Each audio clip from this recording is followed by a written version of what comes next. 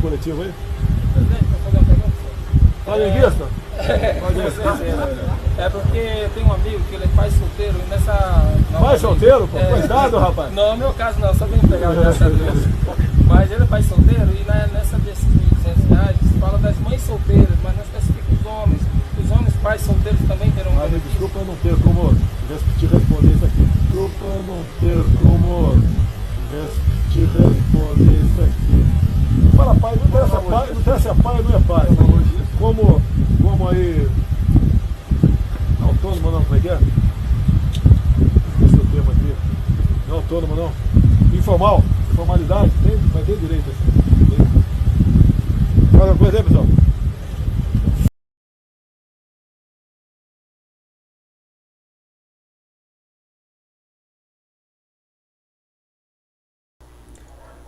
Bom, aqui estamos novamente, mais uma vez de live aqui ao vivo. Hoje eu trago aqui um convidado muito especial, que é um cara que eu já acompanho no YouTube faz, sei lá, muito tempo, acho que diria que é 1 ano e meio, 2 anos que eu já conheço, que é um Viking de óculos, cara. Sai pra gente aí. Fala galera, tudo tranquilo? Eu fico muito contente de ter sido convidado aqui para participar do seu canal. Vi seus vídeos, eu confesso que eu não conhecia o seu canal, fiquei conhecendo agora, mas já assisti muitos vídeos, achei fascinante. É um canal assim bem underground, né, bem fora do comum. E tô honrado aqui de estar participando do seu programa. Pô, valeu, cara. Já começar aqui agradecendo novamente o Pensador Selvagem aí, que colocou a gente em contato. Né, o último convidado também, o Gideon, também foi ele que colocou a gente em contato. E o Pensador é o grande arquiteto aí do submundo da internet, né? Ele sempre põe todo mundo em contato. Então, agradecer ele aí novamente. Então, Viking, vamos começar aqui com um assunto já polêmico aí, já recente também, que é coronavírus, né? E, bom, o que você tá achando de toda essa comoção aí, a quarentena, o vírus aí? Dá os seus pensamentos pra nós aí. Olha, são tantas teorias que fica difícil a gente formar uma opinião sólida, né? Eu vi muitas pessoas com teorias conspiratórias, a gente viu algumas postagens e até alguns programas falando que a China lucrou imensamente com isso, não duvido, na compra de ações. E o que eu posso dizer aqui da realidade do Rio de Janeiro, pelo menos de onde eu moro aqui, as ruas têm estado bem vazias e eu trabalho numa escola. E onde eu trabalho, a folha de pagamento lá que meu chefe estava comentando conosco é quase 50 mil por mês. E como os alunos não estão pagando a matrícula, afinal não estão tendo aula, a gente vai ficar sem receber. Então eu acho que está causando um estrago muito grande, principalmente para quem paga aluguel, quem tem filho, quem tem que pagar pensão. E realmente eu não sei se a quarentena é necessária, fica difícil a gente colocar na balança o que vai valer mais, né? Que as pessoas estão fazendo muitas comparações. O que vale mais? É a vida ou a economia? Quando não existe uma divisão realmente muito clara dessas duas coisas, porque tá tudo interligado, né? Realmente, cara, eu também, até agora, minha opinião, tipo, tá mudando todo dia, né? Tipo, tem dia que eu acho que a quarentena, tipo, é uma boa ideia, tem dia que eu acho que o impacto econômico vai ser muito pior, né? Assim, por enquanto tá difícil analisar realmente o impacto de tudo isso, né? Tanto do vírus quanto da quarentena. Mas enfim, Eu confesso que, na minha opinião pessoal, eu preferiria estar trabalhando, porque isso vai fazer uma diferença grande para mim aqui. Se eu não tivesse juntado uma grana nos últimos meses, eu estaria numa enrascada. Eu acho que para quem tem uma condição financeira um pouco mais baixa, eu acho que ficar sem trabalhar é bem ruim. não, realmente, quem vai ser mais afetado por isso vai ser a classe mais baixa mesmo. Vai ser o cara que depende do salário do mês, né? Quem depende para quem vive de conta em conta, né? De cheque em cheque, não? Isso aí é óbvio. Mas, enfim, bom, visto toda essa situação, né? Aconteceu um evento aí recentemente que é o que vai ser, eu acho que o assunto central aqui dessa live, que vai ser a questão da renda mínima, né? Que que estipularam aí para os, entre aspas, trabalhadores. Bom, primeiramente, o que você acha de renda mínima, Vic? Você acha que é uma coisa boa? Você acha que é uma coisa ruim? O que você acha disso? Você fala em relação ao benefício que eles vão dar para as pessoas. Exato, exato. Você acha que eles deviam dar alguma ajuda ou ajuda nenhuma? O que você acha? Olha, essa é uma pergunta difícil de responder porque tem que analisar todos os critérios. Eu não sou muito a favor de assistencialismo, principalmente num estado um pouco mais esquerdista, que a gente sabe que o assistencialismo vai todo para a mulher, o imposto é pago majoritariamente pelo homem. Mas a gente tem que levar em consideração também que a carga tributária do Brasil é muito elevada, né? Então não sei se seria imoral a gente receber esse dinheiro que eles estão oferecendo. Afinal de contas, a maioria é proibida de trabalhar, a gente tem que se sustentar de alguma maneira. O que eu fiquei mais descontente, para ser sincero, foi a disparidade no valor. Porque eles estão oferecendo um valor para a mãe solteira que é o dobro do valor que um pai, por exemplo, receberia. Vamos chegar nesse ponto aí, né? Vamos por baixo aí do menos polêmico pro mais polêmico, né? Primeiramente, eu vou a verdade pra você. Nessa situação, eu não vejo nada de errado em ter a renda mínima aí. Entendeu? O trabalhador já tá ficando preso em casa, né? Pelo próprio culpa do governo, nada mais que o governo ajudar o trabalhador a ficar em casa, né? Sim. Porque se o cara já passou a vida inteira pagando imposto, qual o problema desse imposto voltar para ele? E a questão também é que, na minha opinião, né? Essa é a opinião minha, a gente já está entrando num colapso. Então, o que você prefere? Você prefere um colapso de bolso vazio ou você prefere um colapso com o governo te dando uma grana ali, entendeu? Sei lá. Olhando por esse lado, realmente um colapso com o bolso cheio é um pouco melhor. É, então. Mas aí entra a questão polêmica, que eu acho que rende aí uma boa hora de conversa, que é esse negócio da disparidade, porque os caras me vão e me soltam a proposta de que eles vão dar R$ 600, né, aparentemente, para o desempregado aí, para o autônomo, para quem não tem a renda fixa. R$ 600. Mas aí eles vão e dobram isso para 1.200 para mãe solteira. Não só eles dobram isso, mas como essa mãe solteira, que ela já recebe auxílio de Bolsa Família, ela não vai parar de receber esse auxílio. Então, além disso, além de receber o assistencialismo do Bolsa Família, ela ainda vai receber o dobro do que um pai de família vai receber. Cara, realmente. E outra, não só isso aí, que esse é o ponto que me deixou revoltado. Essa proposta partiu da esquerda, ok, isso aí é o fato, ela partiu do pessoal, mas ela foi aprovada por a vulgo, entre aspas, direita, que tá até comemorando isso. Estão até falando que isso foi uma coisa boa. Estão falando que não, é bom que mães solteiras recebam o dobro do que um pai de família. É bom isso. Então, o que você acha disso, cara? Eu tô realmente perplexo, diria até revoltado com isso. Eu acho que o problema já começa quando a gente acredita que a mãe tem mais necessidade do que o pai. Além Exato. do Bolsa Família, como você colocou, e esse benefício que é o dobro do benefício do que o pai receberia, tem também a pensão alimentícia. E mesmo que seja uma pensão baixa, ela recebe um auxílio a mais, então ela vai ter a Bolsa Família, esse benefício de agora e a pensão alimentícia. E eu acho que já fica meio que na memória coletiva, se a gente analisar tudo que a gente tem visto nos últimos tempos, que ser mãe solteira é um grande negócio. E aí tá aí mais uma medida governamental para aprovar isso. E eu andei vendo também, nos grupos de alienação parental que eu participo, que várias mães pediram prisão por inadimplência alimentícia por causa desse problema que a gente está tendo. Às vezes o pai já devia estar com algum problema e a crise agravou. E os juízes até concederam eles negaram o pedido dessas prisões, falando que não teria como o pai pagar e que isso poderia contribuir com a pandemia, colocando mais gente nas penitenciárias. Só que fica uma pergunta: esse pai que não foi preso, esse valor não vai ser abatido, ele vai ter que ser pago depois. E os juros da pensão alimentícia são juros absurdos. E uma outra coisa do contexto familiar também, que não tem sido muito abordada aí na mídia mainstream, a Damares, que para mim é uma feminista de mão cheia, eu não considero ela de direita de maneira nenhuma, falou que a quarentena ia acentuar a violência contra a mulher, né? Essas teorias que não são nem um pouco alicerçadas em dados. Mas o que a gente tem notado é que as mães estão usando a quarentena para praticar alienação parental.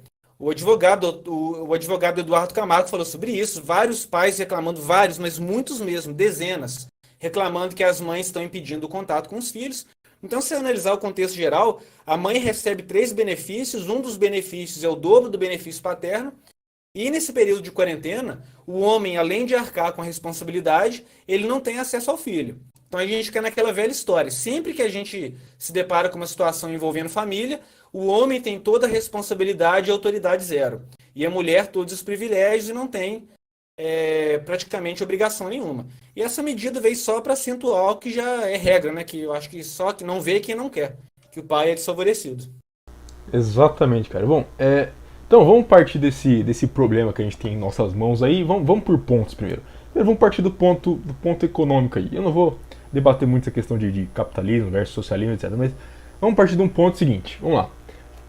O que vai acontecer, isso aí já foi aprovado e tal, já vai ser sancionado também, com certeza, é que vai ter aí os 600 contos para os empregados aí, para o pai de família, e vai ter 1.200 contos aí na mão das mães solteiras. Agora vamos partir do ponto econômico, que nem eu falei. Como você acha que esse dinheiro vai ser gasto pelo pai de família e como você acha que esse dinheiro vai ser gasto pela mãe solteira? Porque é óbvio que vai ter uma grande diferença aí, né? É bem óbvio. Você pega, sei lá, o pai de família médio com 600 contos na mão e a mãe solteira média com 1.200 contos na mão. O que você acha que eles vão gastar com isso? Eu acho que o pai, nem por uma questão de volição pessoal, mas ele vai ter que gastar com o básico, porque a sociedade sobrecarrega muito o homem com essa questão de provedor. A mãe solteira, além dos três benefícios já abordados, é muito mais comum, até por uma questão social, a tolerância com uma mulher que ainda reside na casa dos pais. Então você pode ter certeza que vai ter muita mãe aí que nem precisa de fato desse benefício, drenando o governo e o homem, como sempre, na pior, embora seja o pagador de impostos majoritário.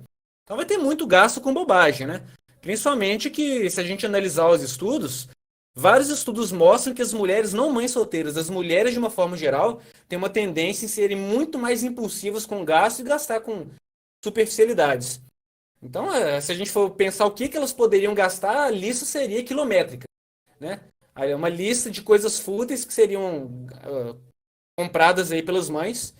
E eu duvido muito que esse dinheiro vá ser de fato usado para o bem-estar das crianças.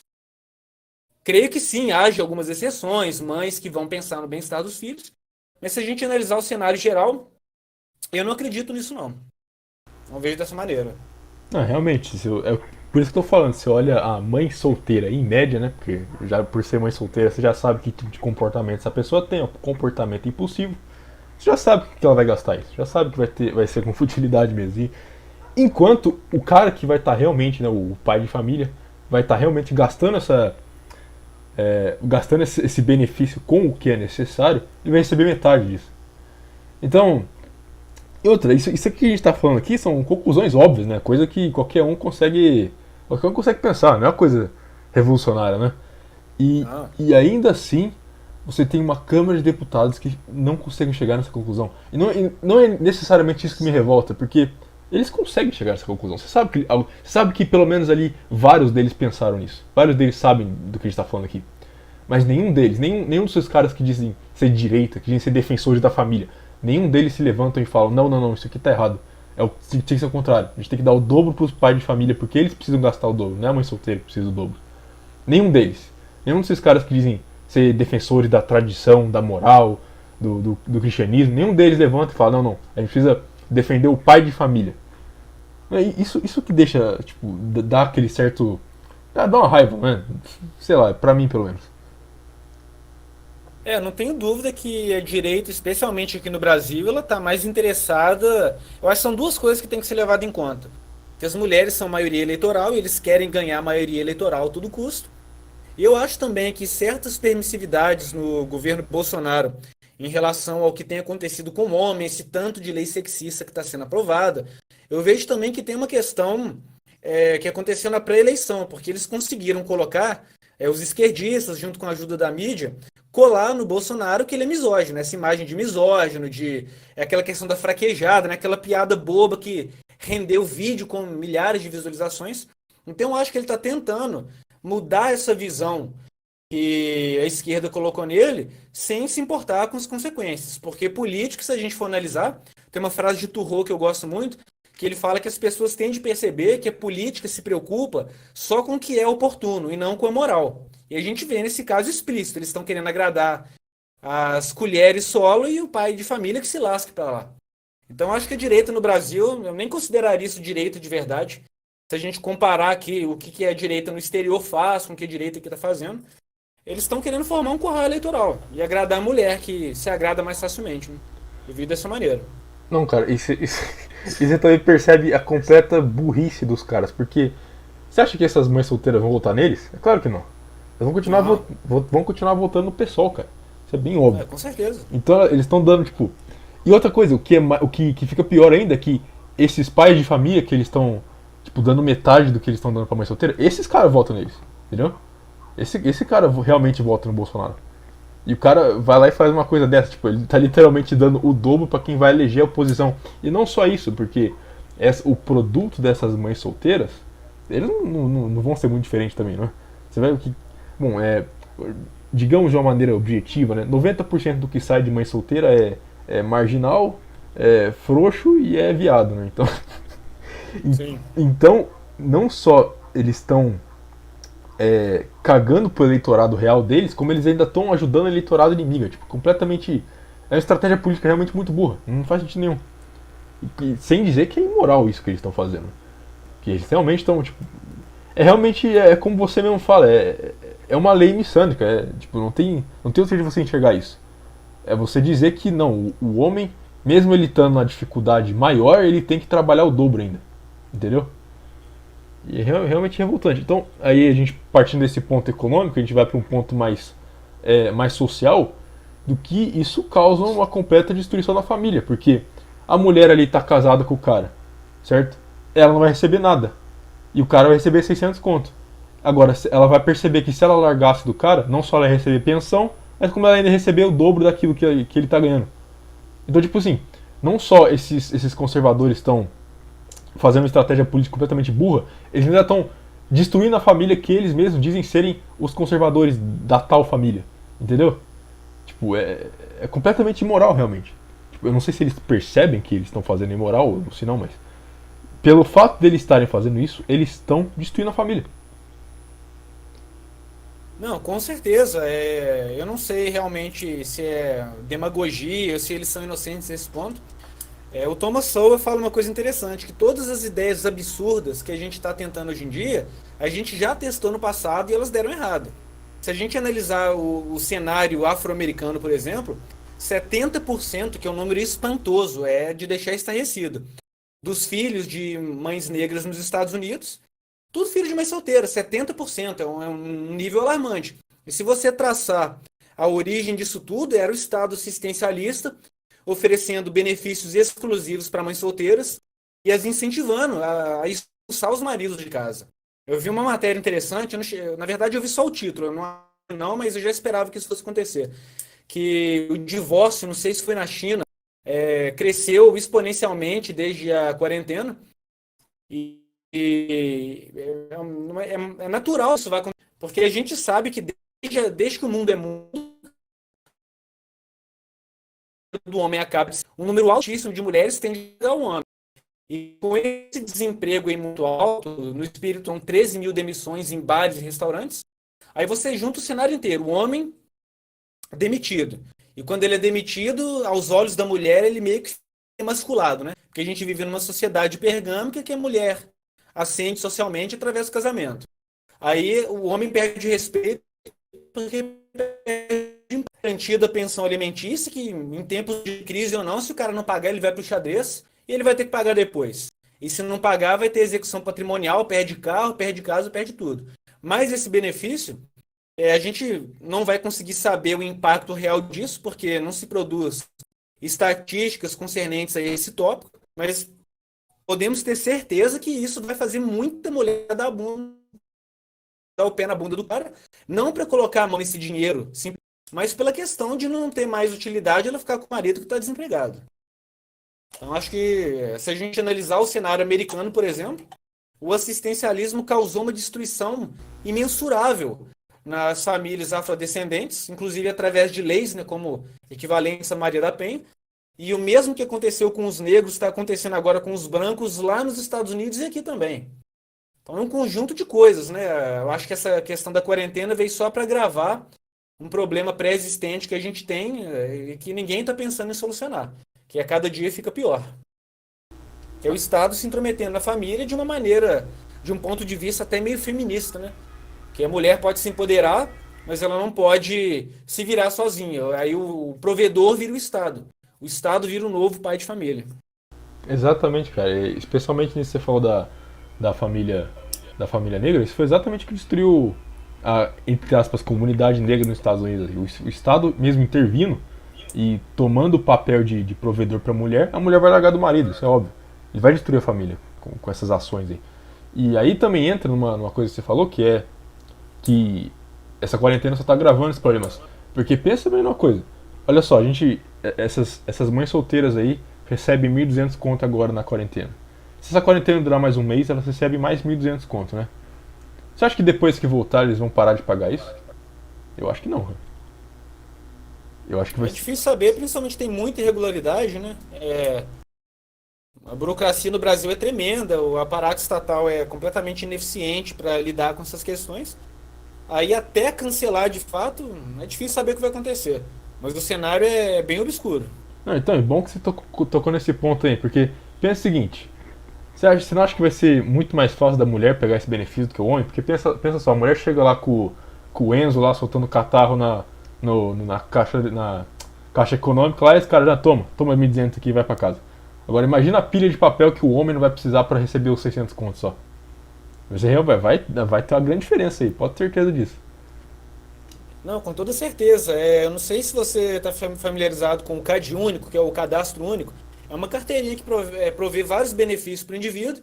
E um deles ele poder viajar, fazer viagens interestaduais gratuitamente, desde que tenha assento. Eu tinha essa carteirinha, eu perdi a validade, que agora eu estou com 30 anos, ela dura até os 29.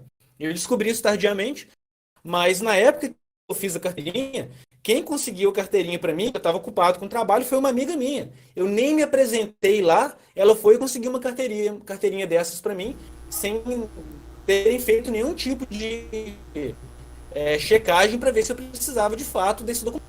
E eu vi uma matéria interessante, falou, se não me engano, eu não me lembro agora o número ao certo, mas é questão de bilhões, se não me engano, e em bolsa de maneira fraudulenta, pessoas que não necessitavam desse benefício sugando dinheiro do Estado, quando a gente sabe que tem uma população de mendigos que é majoritariamente e que boa parte desses moradores de rua, eles estão na rua por desemprego. Então você pensa bem se o dinheiro fosse bem aplicado.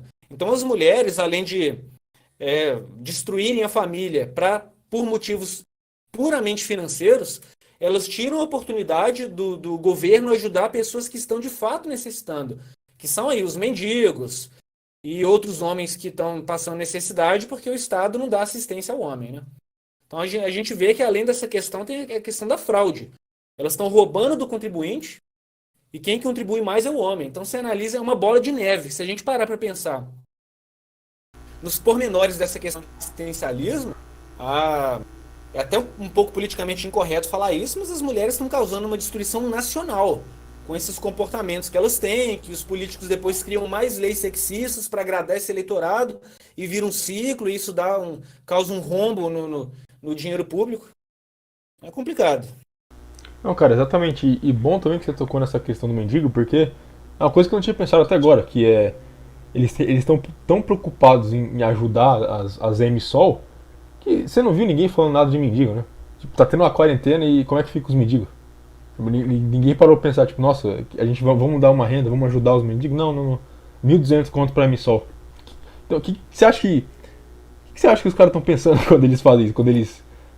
Realmente é a materialização do que muita gente vem falando por anos aí, de que a mulher é posta num pedestal judicial enquanto o homem é literalmente rechaçado, jogado na rua. Eu fico na dúvida se esses políticos, que a gente sabe que tem um alto número de psicopatas na política, em cargos de igreja, isso tem até estudos a respeito disso, né? Essas posições de poder atraem indivíduos que têm distúrbios psiquiátricos graves, né? Como narcisismo, a psicopatia e esses outros transtornos aí que tornam incompatível a relação entre os seres humanos. Só que eu também paro para pensar se esses políticos não acreditam piamente no que eles estão falando, porque o nível de ginocentrismo no Brasil é absurdo, né? A gente vê cada coisa que os políticos falam que a gente fala, não é possível que esse cara pensa de fato, acredita de fato no que ele está proferindo, se ele está sendo demagogo para angariar votos. E voltando só um pouquinho na questão do Bolsonaro, se você pensar no que o Bolsonaro faz, para começar, ele já assumiu uma mãe solteira, que eu já não acho que é uma atitude realmente interessante para quem se considera conservador mais raiz, né?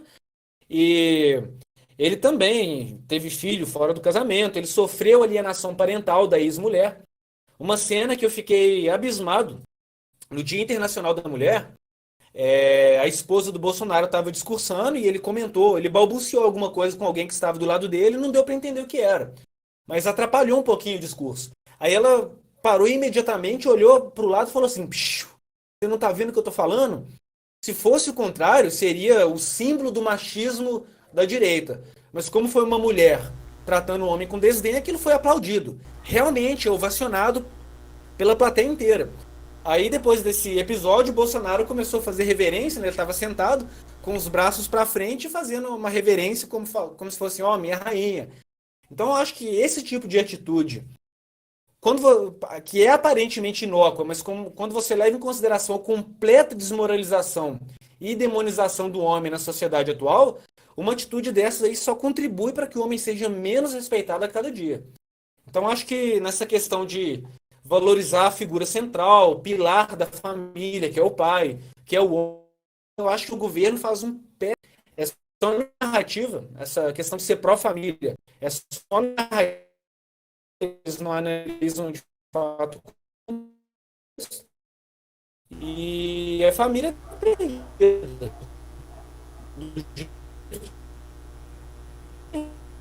que a direita tem poder, pelo menos o Bolsonaro ter vencido a eleição foi bom para meio que deslocar a janela de Overton, porque o PT estava no poder há muito tempo, estava tendo um discurso politicamente correto, hegemônico na sociedade, e a direita muito demonizada, até pela questão histórica do próprio Brasil, quando eles colocaram na direita essa questão de associação com URSS, com a ditadura, com tortura. Aí falam, se você é de direita, você odeia pobre, você é a favor de ditadura militar. Esse discurso todo que a esquerda conseguiu espalhar na sociedade. Então, quando o Bolsonaro chegou no poder, muita gente estava começando a duvidar de quase tudo que estava ouvindo, da mídia principalmente, que espalha mentira diariamente, sem o menor pudor. Então tinha, eu creio que no eleitorado aí da direita, essa questão de duvidar da narrativa feminista. Os caras falam assim, poxa, tem tanta mentira rolando por aí, inclusive sobre a questão do pessoal da guerrilha tá lutando por democracia, quando a gente sabe que eles estavam lutando para implantar uma ditadura stalinista, né, modelo cubano-soviética. Aí as pessoas começaram a duvidar muito do que as feministas falavam por aí.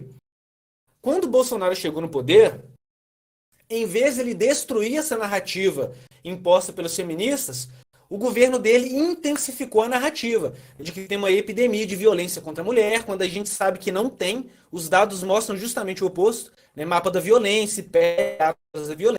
Então, o que o Bolsonaro fez? Ele colocou na cabeça daquele eleitor que duvidava da esquerda que o que as feministas pregam, na verdade, é a verdade suprema. Então, ele formou uma hegemonia de que a mulher é oprimida e o homem é opressor. Na prática, ele fez isso. Então, a gente fortaleceu um discurso de misandria no Brasil com a direita subindo ao poder. E eu acho que para a gente desfazer esse discurso agora vai ser muito difícil. Eu vejo pessoas conservadoras, por exemplo, eu peguei Uber outro dia, ele foi me deixar aqui no Morro da Comunidade.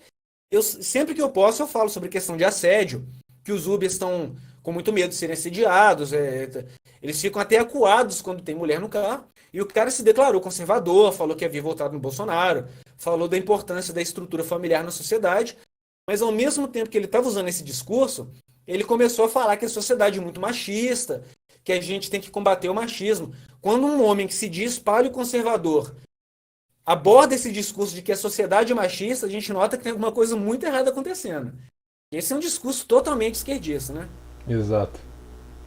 Não, cara, e voltando a essa questão que você falou do Bolsonaro, ele basicamente, nesse episódio aí da mulher dele, ele só tava reforçando aquele estereótipo que foi criado há décadas pela mídia de que o homem é o bobalhão lá, é o pateta, é o tipo o Homer Simpson, sabe? Tipo, a mulher é inteligente, a mulher é esperta, e o homem só faz merda, só faz asneira. E o cara, tipo, ele tá... literalmente, o líder da nação tá propagando esse estereótipo pelas próprias ações dele. Realmente sei lá, é meio Black Pill isso, né? Se olhar, tipo, o tanto de. Todo o esforço que teve lá pra ele conseguir chegar ali naquele cargo, pro cara, tipo, agora tá literalmente difundindo o próprio discurso da esquerda, como você mesmo falou aí, com essa questão do feminicídio e tal. E, novamente, pra voltar na questão da ministra lá, bem infame, né, a Damares, é basicamente uma feminista. Ele colocou uma feminista ali, num cargo muito importante, com bastante poder até, pra passar, tipo, leis e controlar o orçamento de propaganda contra. Nossa, que nem teve aquelas propagandas lá contra, entre aspas, violência contra a mulher, que nem ela fez. E não só isso, o Bolsonaro dando poder para uma feminista, ele tá dando poder para quem ele diz. Para quem ele diz combater, né? Pra esquerda, pro discurso revolucionário. E volta no que a gente estava falando antes, de como a estratégia política deles tá completamente retardada. Dessa forma de que eles estão ajudando os inimigos deles, estão ajudando quem eles dizem combater. E é realmente, do ponto de vista do que eles falam de guerra cultural, isso é completamente retardado, né? Não faz sentido nenhum. E aí, pra gente voltar voltar de novo na questão central aqui do todo o tema, dessa ajuda financeira, vale a gente pensar também, a gente lembrar de que, como eu estava falando antes, né, da forma que eles vão gastar isso, né, do ponto econômico de toda essa questão, a gente vai voltar também no ponto social, né, de que o homem agora vai estar sendo, como é que fala, vai ter uma arma na cabeça dele agora, de que a mulher pode divorciar ele a qualquer momento, porque é muito mais conveniente para ela. E não só isso também, mas aí a gente vai entrar na questão do desemprego da quarentena. Porque conforme essa quarentena foi aumentando, certo? O desemprego também vai começar a aumentar. E as pessoas que vão ter que receber esse benefício vão aumentar. E vai aumentar o gasto estatal. E aí o que eles vão fazer para cobrir esses gastos? Eles vão cortar salário político? Não, eles vão cortar salário de qualquer outra coisa. Eles vão fazer o quê? Eles vão dar mais imposto. Então, novamente, como você mesmo disse, quem é o maior contribuidor de imposto? Quem é o maior pagador de imposto? O homem. Então, quando o desemprego começar a apertar, eles tiverem que dar esse benefício para mais gente, de quem que eles vão tirar o dinheiro? Novamente, do homem. E vai ser do homem pobre, não é? Então, novamente, volta em tudo que a gente está falando. Quem vai sofrer novamente vai ser o homem. E o peso de tudo vai ficar nas costas do homem. O único ponto bom que eu vejo disso tudo é que toda vez que acontece alguma situação social, uma crise, alguma coisa assim, as mulheres tendem a se revelar. Não apenas positivamente quanto negativamente. A gente nota que em tempos de guerra, por exemplo, elas milagrosamente viram tradicionalistas, né? A gente vê isso. Chegou um problema grande numa nação, uma questão de conflito, as mulheres elas esquecem o empoderamento na hora. E pro lado oposto, a gente nota também que esses benefícios que o governo dá para a mulher mostram que a mulher tende também a exibir uma completa falta de amor em relação à família, que o que interessa ali é o dinheiro e ela estando com o filho para ela já basta. Então, se a gente vê o ponto bom, é que essa situação de quarentena vai espalhar muita red pill por aí e muito homem que está adormecido ele vai começar a acordar. Aí eu acho que para melhorar tem que piorar muito ainda. Eu vejo dessa maneira, porque o Brasil nem está tão ruim se a gente analisar o contexto social comparando com outros países. Então acho que a gente, até uma questão do ser humano, né? Tentar racionalizar tragédias e tal, meio que um coping, né? Um mecanismo assim de defesa. Mas eu acho que a gente pode tirar uma lição boa também dessas questões, que os homens vão ter a prova de ver com quem eles estão dormindo todos os dias. Isso serve para esse ponto também. Exato, porque né, pensando um pouco mais no futuro, né? Porque o que vai acontecer vai ser que, como a gente está falando, né, as mulheres podem começar a divorciar, né? A taxa de divórcio aumentar, certo? Para elas poderem pegar esses benefícios do Estado e substituírem o Estado pelo marido. Mas a questão é que, se você vê numa visão a longo prazo, é evidente que conforme isso for aumentando, mais a probabilidade do Estado entrar em colapso aumenta. E a questão é que o Estado vai entrar em colapso. Isso na minha opinião, isso é uma coisa vai acontecer com certeza. Não tem como impedir isso mais. A questão é a velocidade que isso pode acontecer.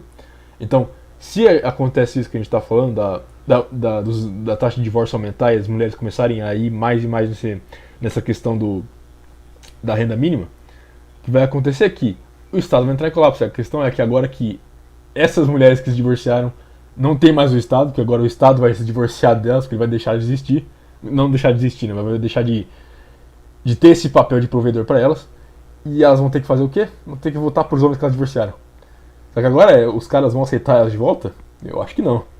E aí que. Aí que, sei lá, aí que vai ter o Megtal de verdade, né? Quando as mulheres precisarem agora dos homens mesmo e depois deles verem o que elas fizeram, eles não, tchau, pode ir embora, entendeu?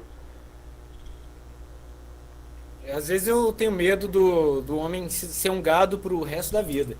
Porque quando a gente vê a situação da vara de família, se um país ele começa a dificultar o divórcio, da guarda alternada obrigatória dos filhos sem pensão, as mulheres começam a se divorciar menos, né? Porque as mulheres são responsáveis por pedir divórcio em 80% dos casos. Aí essa será que os homens estariam? Eu creio que sim, cara, porque o homem tá, ele a maioridade para ser mulher, cara, quem eu não consigo entender essa habilidade de gostar de ser pisado. Um despertar realmente coletivo, assim, eu tenho dúvida, viu, Viriato? Eu acho que. Eu não sei se aconteceria, não. Eu acho é mais uma salvação individual. Eu concordo nesse ponto. Eu acho que, por exemplo, se acontece isso, esses divórcios em massa depois do colapso do Estado, as mulheres decidem voltar para os homens, eu acho que eu diria que mais de 50% aí aceitariam de volta, não tenho dúvida disso. Mas que seria um grande número, percebendo uma certa realidade aí de, de que essas mulheres têm um certo comportamento parasital. Isso seria, tipo, mesmo que o cara aceitasse de volta, ele ia perceber isso, não tem como negar. Ia ser uma red pill aí. Agora, se o cara ia digerir essa red pill ou não, eu não sei. Mas enfim, passando para o próximo detalhe dessa toda essa questão da renda mínima, que é, que é o seguinte: quando a gente for pensar nessa questão de homem versus mulher, questão de renda mínima, vale lembrar que eu não sei como funciona isso, mas é a questão do caráter de quem vai receber isso, porque não é uma coisa que o governo está se preocupando, mas que a gente, como a gente estava falando no começo, é de como essas pessoas vão gastar esse dinheiro. E de que isso vai mover certas indústrias que, de uma certa forma, né, nessa questão de quarentena, eram indústrias que não necessariamente precisam existir quando a gente estiver numa questão de crise. Né? Mas aqui você tem que ver isso por um lado bom também, é que as pessoas gastando dinheiro com essas coisas vai ter uma certa, como pode dizer, um mantimento de empregos, assim, né? Porque você colocando esse dinheiro na economia, esse dinheiro vai rodar, certo? Isso é inevitável. Mas a questão é como esse dinheiro vai rodar, certo? Nas mãos de quem vai parar esse dinheiro. E aí é que o ponto. Tô fazendo um puta malabarismo aqui, mas o ponto que eu ia chegar é que até mesmo esses 600 contos que os pais de família vão receber, isso vai ser gasto por mulher, vai ser gasto pela mulher do cara, não vai ser gasto nem pelo cara. Então, novamente, de uma certa forma, eles dando 600 contos para pro pai de família, entre aspas, esse dinheiro vai acabar na mão da mulher do cara, de qualquer jeito, né? Então, fica mais hipócrita ainda de darem 1.200 contos pra mãe solteira. Porque, mesmo 600 contos pro, entre aspas, pai de família, isso vai acabar nas mãos da mulher dele. Então eu quero te perguntar uma coisa aqui. Como você vê o domínio da mulher na sociedade atual? Como você vê o domínio da mulher no... Como que eu posso explicar melhor? Qual controle tem a mulher na sociedade atual? Olha, eu tenho uma opinião que diverge um pouco até de muitos membros aí da Menosphere. Eu acredito piamente na sociedade sim, desde sempre. Realmente, acho que antigamente as coisas eram um pouco mais balanceadas, porque numa sociedade mais tradicionalista, sacrificar mais, mas eles também têm mais autoridade sobre o lar. A mulher se sacrifica menos, mas a mulher também não tem tantos direitos. Que eu acho que o equilíbrio entre direito e dever, responsabilidade se traduz em autoridade. Toda essa questão tem que ser levada em conta. Hoje em dia, isso não é mais levado em conta. A gente nota que a gente vive numa sociedade profundamente tradicionalista quando é para cobrar o papel do homem. Ser provedor, ser protetor, a ponto de quererem aprovar uma lei que se o cara vê uma mulher apanhando na rua e ele não intervir, ele vai ser punido. O nível do absurdo é alto, né? Mas hoje em dia eu vejo que a mulher está no controle da sociedade por várias questões. A mulher ela pode escolher, por exemplo, se ela quer trabalhar, só estudar, só trabalhar, só cuidar de filho. A mulher tem um leque de opções para ela decidir o que ela vai fazer com a própria vida. O homem não. A gente sabe que quando o homem embucha uma mulher, ele vai ser provedor, e se ele não quiser, a mulher usa o aparato estatal através da força policial para tirar dinheiro do cara. Então a mulher tem esse leque de opções, o homem não. Uma outra coisa que eu acho interessante é que apesar da sociedade ter, entre aspas, né, em muitas aspas, evoluído, a mulher ainda detém o monopólio do mercado sexual e a mulher tem o poder de escolher. Esther Vilar, ela fala que o poder de escolha da mulher é um dos maiores privilégios que ela tem, porque a sociedade é pergâmica, a mulher ascende socialmente através do casamento, não precisa trabalhar. Então, a partir do momento que a mulher tem o direito de escolher, ou melhor, a capacidade de escolher com quem ela vai se relacionar, ela pode muito bem escolher um cara que vai prover. Se o cara não quiser prover, ela dá o pé na bunda do cara e arruma outro. Aí, se você analisar também, uma coisa que o Warren Farrell fala, muita gente olha para um cara que está numa posição aí, um CEO, e fala, poxa, esse cara aí é privilegiado. Mas ninguém leva em consideração que são cargos extremamente estressantes, o mundo corporativo te desgasta, você tem até uma expectativa de vida menor dependendo do seu cargo, e quem vai usufruir daquele dinheiro não é o homem, é a mulher que está com ele, que até 80% do salário do homem vai para a mulher. Então a mulher tem também essa questão de usufruir indiretamente da maior parte da renda masculina. Tem a questão também do divórcio, a mulher fica com o cara um tempo, ela se divorcia, ela... Se a gente é mais ricas atualmente, a maioria conseguiu dinheiro através do divórcio. Então o divórcio é um negócio tremendo, né? E se a gente analisar também a questão das leis mudando, a Maria da Penha ela dá um poder para a mulher que é um poder indescritível. O poder da mulher, a palavra da mulher tem poder de prova, o homem não tem direito ao contraditório, não tem direito à presunção de inocência, existe a imputabilidade da mulher, mesmo quando você prova que uma mulher está errada. Em um ambiente mais familiar, é praticamente impossível ela receber uma punição decente, e isso pode ser usado para expropriar bens. Então a mulher ela tem todo o poder na sociedade de usufruir de um dinheiro que ela não ganhou, de não ter que trabalhar, de poder cuidar dos filhos como ela quiser, da educação que ela quiser, colocando outra pessoa para financiar a criação sem ter autoridade nenhuma. Ela tem a defesa da sociedade e do Estado. O Estado e a sociedade defendem a mulher incondicionalmente. Então, se você analisar, em última instância, a mulher ela detém todo o poder na sociedade. Não é um outro. Todo o poder está na mão da mulher. A mulher manda e desmanda na sociedade. Por isso que eu acho legal quando o pessoal brinca, só tem cosplay de tradicionalista. Se casa com uma mulher no modelo mais tradicional. Esse indivíduo vai mandar na casa até onde a mulher permitir. A partir do momento que a mulher fala, não, você não manda mais aqui, o indivíduo vai fazer o quê? Ele vai ter que enfrentar o Estado? Não tem como. Então eu vejo que a mulher, a palavra definitiva na sociedade é da mulher. Então, essa ilusão de que o homem...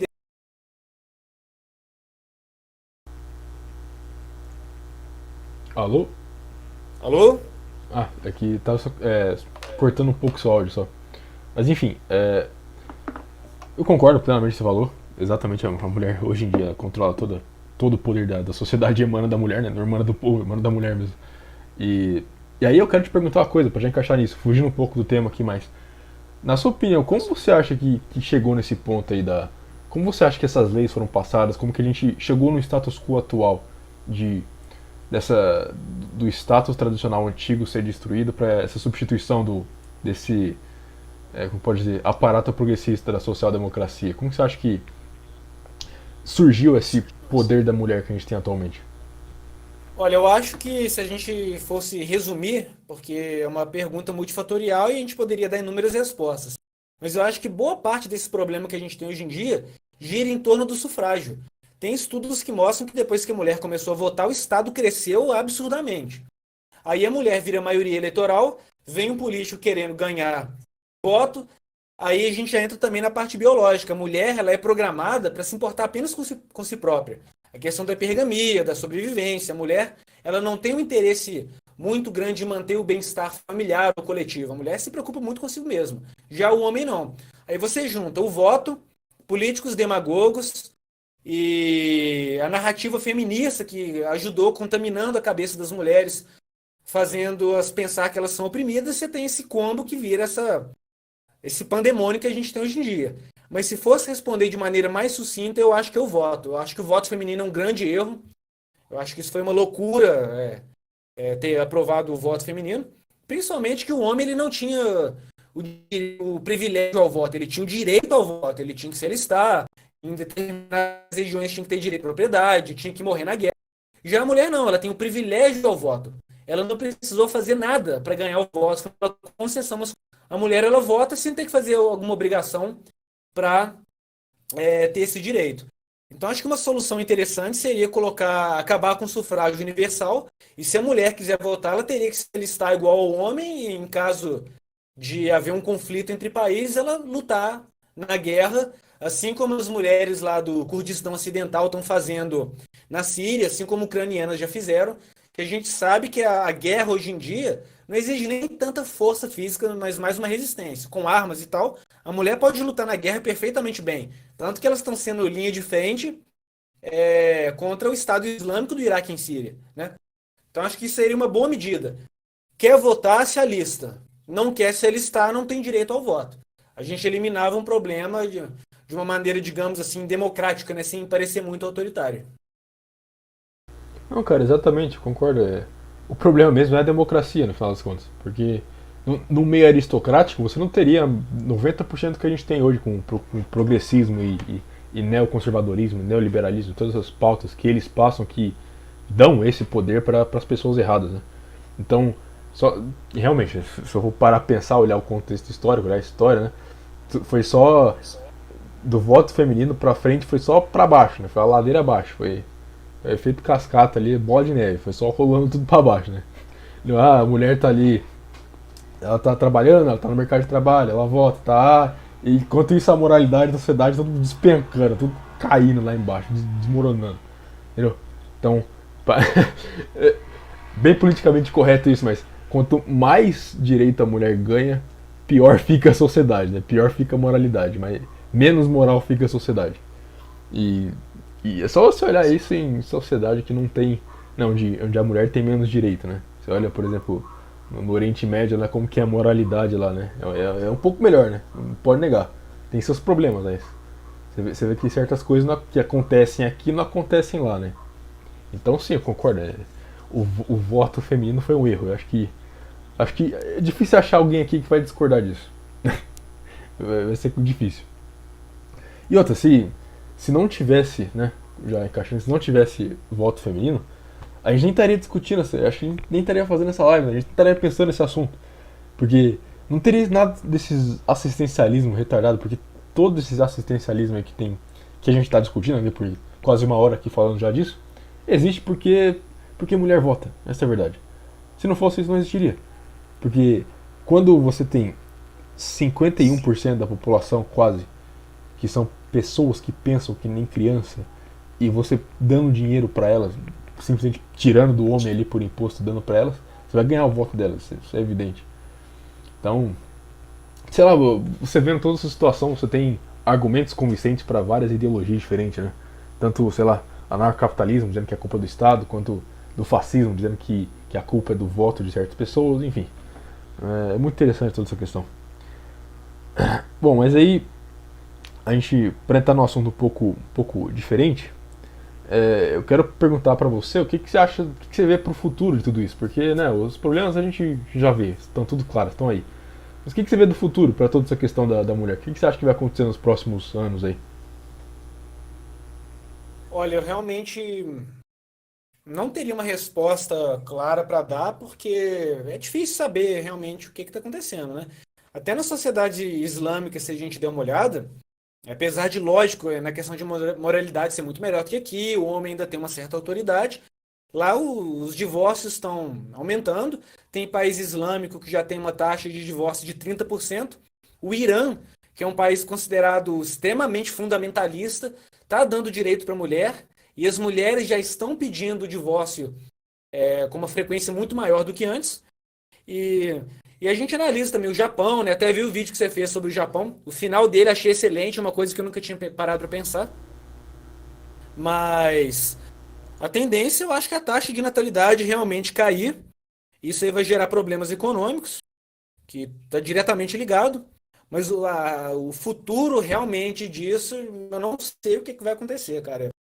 O que eu gostaria que acontecesse é muito top, mas eu gostaria realmente que acontecesse é que eles acordassem, tassem e falar, vamos resolver isso aí, mas resolver sem colocar a mulher no meio. Porque a gente coloca a mulher no meio, a gente já viu que não dá muito certo. Tem uma exceção ou outra aí, mas a mulher em posição de liderança, a gente vê que não funciona muito bem. Queria até mencionar uma coisa legal aqui. Eu concordo com o que você disse. Quando a gente tem vamos colocar aí o patriarcado, né? Quando a gente tem um homem dominando a sociedade progride de uma maneira justa, bom para todo mundo. A mulher tem menos direitos, mas não tem tantos deveres. O homem tem deveres, mas tem o seu direito. Quando uma sociedade é matriarcal, não genocentrista, como a gente fala aqui no Ocidente, mas realmente matriarcal, como a tribo Mosul na China, o homem ele é tratado igual um rato, cara. Se você vê o jeito que o homem é tratado nessa tribo, é igual um rato. Então a mulher no poder, ela oprime o homem. O homem no poder, ele não oprime a mulher. Então tem até essa questão também o homem no comando, isso é bom para todo mundo. É bom para o homem, para a mulher, é bom para a criança, é bom para a família. E eu acho que os homens têm que perceber isso aí e se juntar para tentar solucionar todos esses problemas. Uma outra solução que eu acho que pode acontecer também, embora não seja de fato uma solução real, eu acho que se a gente tivesse um Estado um pouco mais autoritário, eu acho que a situação poderia ser solucionada, porque a democracia causa inúmeros problemas, né? É o rei que falhou, né? A democracia não funciona muito. Então, eu acho que um Estado autoritário poderia ser uma solução para esse problema social imundo que a gente vive aí. Mas fora isso, ou a islamização, né? A França aí está caindo, e tem inúmeros subúrbios na França, que os muçulmanos têm suas próprias leis, seus diretores, sua própria polícia.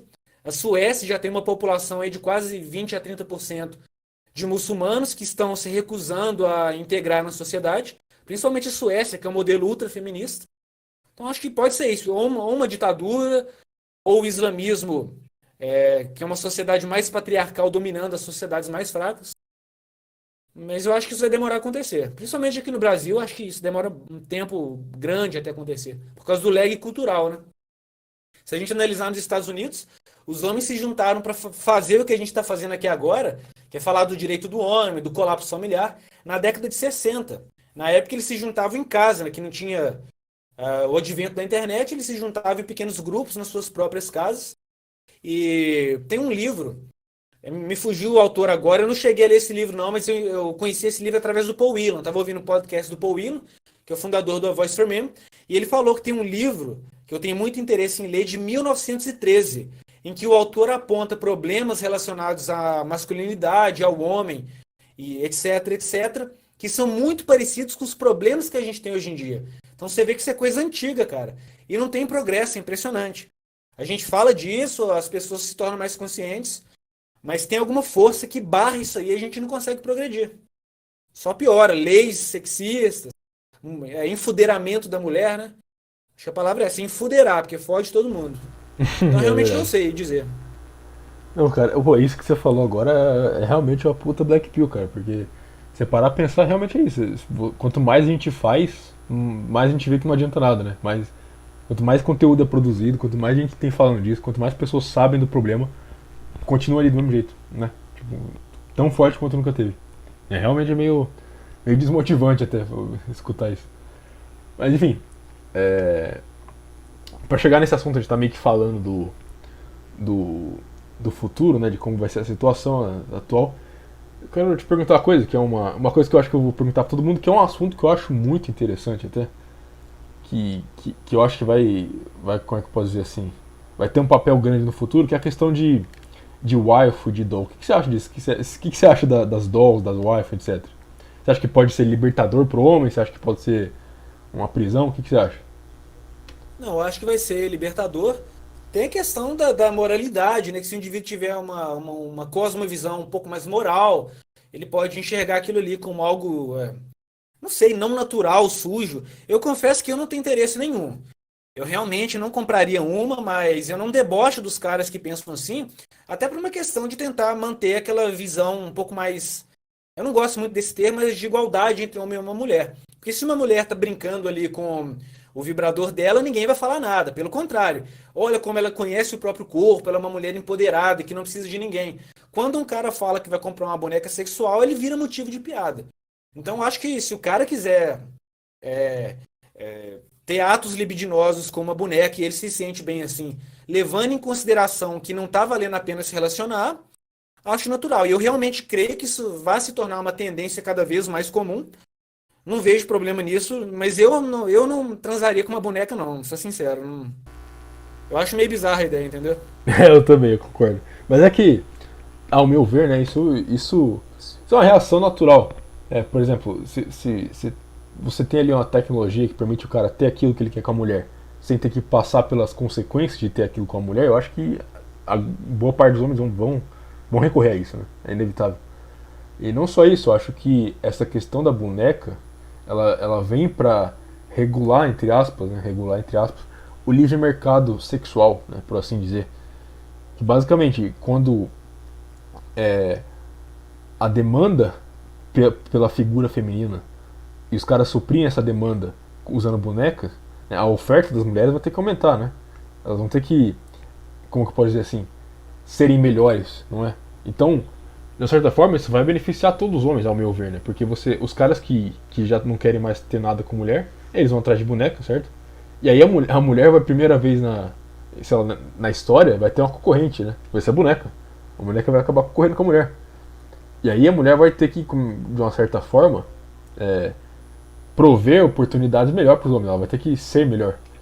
Isso aí pode ser como pode dizer assim, uma volta ao tradicional, né? De um certo ponto de vista. Mas eu não sei, isso é uma coisa que o Kodama fala, né? O Kodama fala que a solução do futuro é a tecnologia. Que a tecnologia é a única coisa que pode arrumar essas coisas. Mas bom, eu não sei. Eu na verdade quero perguntar isso para o máximo de pessoas possível, até para ter uma opinião mais formalizada disso, porque eu acho, sei lá, é um assunto que vai ser muito pertinente para o futuro.